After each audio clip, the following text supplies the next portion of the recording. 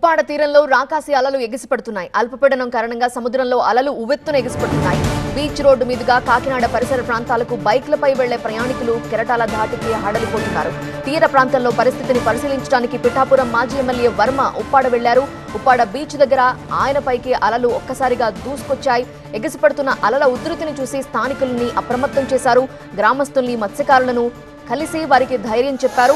సముద్రపు నీరు గ్రామంలోకి చేరుతుండటంతో ప్రజలు తీవ్రంగా ఇబ్బందులు పడుతున్నారు. వారికి అన్ని విధాలా అండగా ఉంటామని వర్మ హామీ ఇచ్చారు.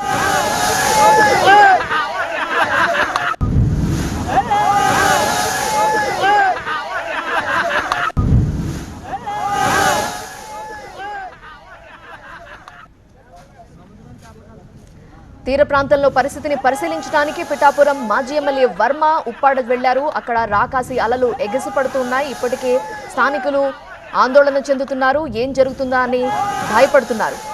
వర్మ అక్కడికి వెళ్లిన దృశ్యాలు మనం చూస్తున్నాం. ఉప్పాడ బీచ్ దగ్గర ఆయనపైకి అలలు ఒక్కసారిగా ఎగసిపడిన దృశ్యాలు మనం చూసాం. స్థానికుల్ని ఆయన అప్రమత్తం చేశారు. గ్రామస్తుల్ని, మత్స్యకారులని సముద్రం దగ్గరికి వెళ్లొద్దు అని చెప్పారు. వారికి ధైర్యం చెప్పారు. సముద్రపు నీరు గ్రామంలోకి చేరుతూ ఉండడంతో ప్రజలు కూడా ఇబ్బందులు పడుతున్నారు. వారికి అన్ని విధాల అండగా ఉంటామని వర్మ హామీ ఇచ్చారు.